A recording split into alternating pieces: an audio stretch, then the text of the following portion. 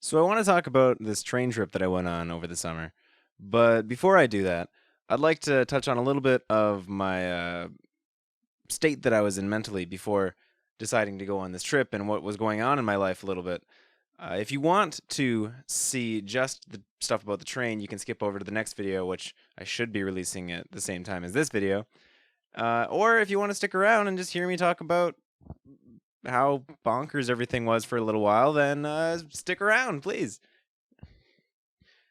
This all begins last year, around January 2019, when a friend of mine was very worried about my mental health. She feared that I was becoming severely depressed. And one night when I was out partying and drinking, which was very commonplace for me at the time, I ran into her and she offered to give me a ride home, which I was really grateful for. And as soon as we got to my house, into the driveway, I just broke down crying, just crying my eyes out. And she put her foot down and says, "We're going to the hospital." And there's a great picture. It's just this great picture of me where I'm just wasted and I'm in the hospital bed in my big coat, and it says, "I'm in the hospital because I'm depressed, guys." After talking to some of the psychiatrists at the hospital, they maybe recommended that I should go on some antidepressants, and I said I'd prefer not to. I don't really think that that's something that I'd be interested in. So they took me in and did a CT scan, and then they decided to keep me there at the hospital for a while. Kept me there for about a week doing all sorts of tests. But then after that week was by, they said to go and talk to a neurosurgeon in town the next day, because he had a spot for me and I was already booked. So the next day I went in and I talked to the neurosurgeon, and he sits me down and he says, "So, Christian, what do people in your family normally die of?" What do you mean? What do people in my family normally die of? I'm depressed, right? I'm just sad. I'm a sad guy.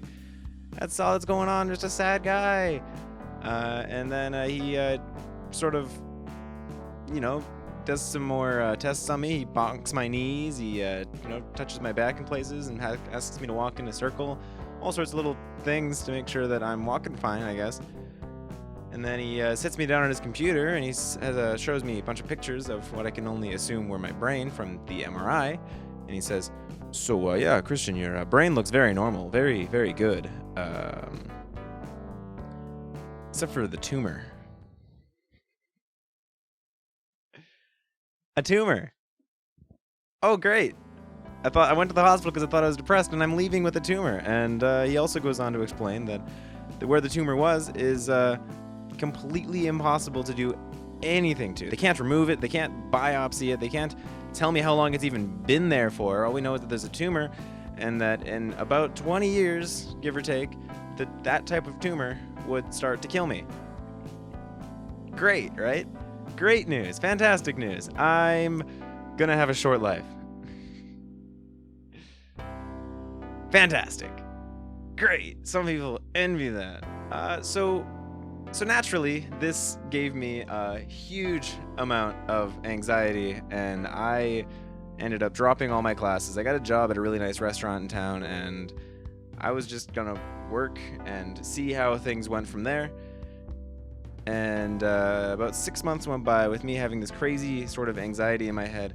But in that time, I sort of gained this new sort of invigoration. I felt, I don't know, sort of an empowerment that I was gonna have such a short life. I knew that since I had that short life, I may as well make the best of it while I can, right? Do things that I would never think to do, because who cares? I only got 20 years. What's the worst thing that could happen? I gotta suffer through what's the worst thing that could happen? I gotta suffer through my bad life decisions for another 20 years? That's nothing. That's less than what a usual lifetime is. So I'm fine. I got this great boost of confidence and just felt like I was ready to take on the world. And then after that 6 months went by, I had another MRI, and I went to talk to the doctor again, and he sits me down in the same chair that I was in before.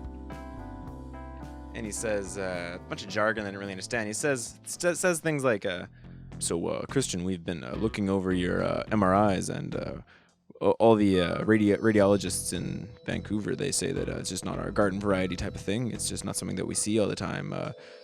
You get what I'm saying? Just a lot of jargon that I really didn't understand. And then I ask him, I say, "Well, doctor, is this good?" And he says, "No, it's fucking awesome."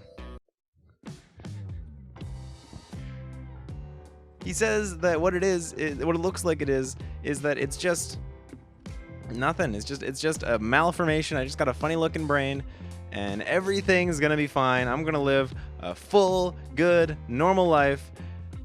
And yeah, we celebrated a little bit. My mom, my grandpa, and I went over to the pub. We had a beer, and for the next few weeks, I had people coming out of the woodwork to try and celebrate my life and just say congratulations on the brain. And yeah, it felt great for a little while, and then I started realizing, oh, I got a regular life again. I'm not gonna.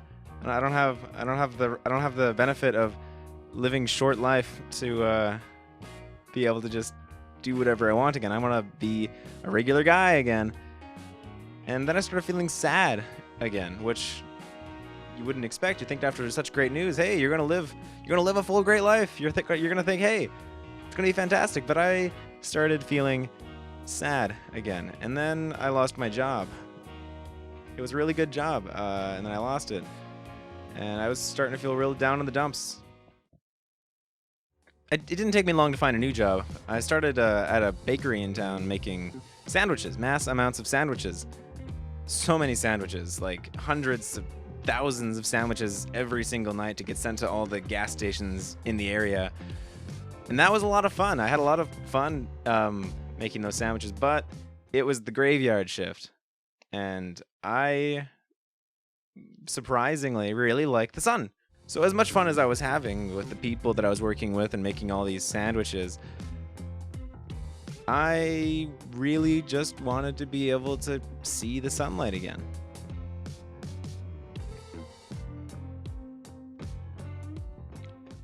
And this is about when the drinking started again.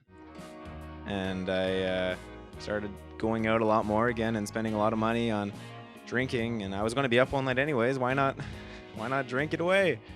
And that's what I did. And mornings after I got home from work, I'd always have a beer ready, a big fancy beer, which to me sort of justified it. If it's a fancy beer, at least it's cool, right?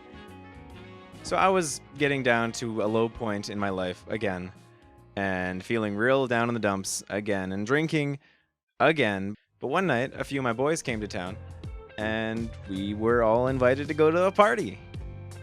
I'd never been invited to a party before. It was going to be my first real house party. Exciting stuff. It was hipsters versus hippies, and I kind of fit into both categories, so I just kind of amped up what I normally wear, and there's this great picture of me out here where I got these great shades on, and I got this ridiculous teal PlayStation shirt and a flamingo shirt, and I'm also holding on to a flamingo. It is just a beautiful, beautiful picture that just really encapsulates how I was feeling at that time. And all my guys got really dressed up too, and it was all really entertaining. We had a lot of fun. We went out to a pub that has a really, really pretty rooftop patio in town, and we shot the shit. It was great to get back together with my guys. It was great to see the sun as it was setting rather than when it was rising, and overall, just everything felt good. And then we went to the party, and it was in this rundown place. The people who were renting it didn't really want their deposit back, and they were moving out anyways, so everybody was just kind of going hog wild. And yeah, it was a lot of fun, but it wasn't a great feeling for me. Then all my guys kind of went back to where they usually go, and I didn't really get to see much of anybody again, and it was back to making sandwiches at nighttime. And every night I'd go and I'd make hundreds of sandwiches, thousands of sandwiches, and every night I would just wish that I could be up to see the sun. And sometimes I would go out during the daytime because I would need some groceries or something, and just that feeling of being so dreadfully tired during the daytime is just not something that I really enjoyed feeling. Sometimes in the morning, I would go to Denny's for dinner. Remember one morning in particular, I went and I had a grand sandwich and a coffee. Best dinner you can get. And then at about 5 in the morning, this lovely old lady in her mid to late 90s came along, and she sat at a booth near me, and we started chatting, and she told me so much stuff that was just so eye-opening, so many things about her life. We talked about music and dancing and friends and lovers, and just everything made me feel just that much better about my situation. And you gotta respect your elders. They know a lot of things. But after that night, I kind of had this feeling that, hey, I want to go see my great-grandmother. She's 95 now, and I haven't seen her in a while. Then, shortly after that, it was revealed that she was in the hospital, and it kind of set my whole family off in a flurry. Gigi's been around for a long time. We don't want to see her going anywhere anytime soon. And that's when I knew that I needed to go and take this opportunity to go see my great-grandmother. So I had about $700 to my name, and I found out that Via Rail has a program for $600 to go unlimited trains all across Canada, and that was what I decided that I wanted to do. I was going to take this train, and I was going to go all the way across Canada and see my great-grandmother. So I bought the ticket. And then I got my last paycheck, and I quit my job, and I had about $500 now. So I bought $30 worth of trail mix and $20 worth of instant noodle bowls. And I was ready to go on this train trip. I did one last little get-together with some of my friends. We went to a little bit of a party, and we had just so much fun. We had so much fun at this party. There was a DJ, and it was a nice, big thing. A lot of really good, wholesome people. I had a great time.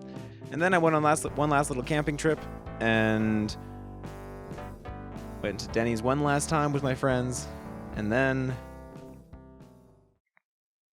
I got on the train. I think that's enough for this video. If you want to see how my train adventure did end up turning out, check out the next video.